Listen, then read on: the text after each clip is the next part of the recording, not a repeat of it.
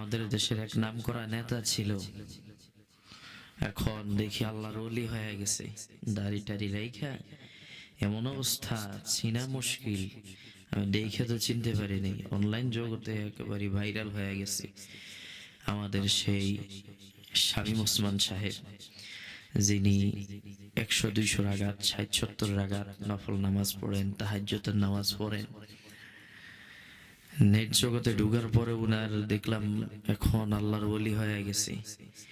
এতদিন আমাদেরকে বলছে আসেন খেলা হবে, কত কিছুই না বলেছে। ক্ষমতা ছিল এতদিন বুঝতে পারে নাই, আল্লাহকে চিনে নাই, রসুলকে চিনে নাই।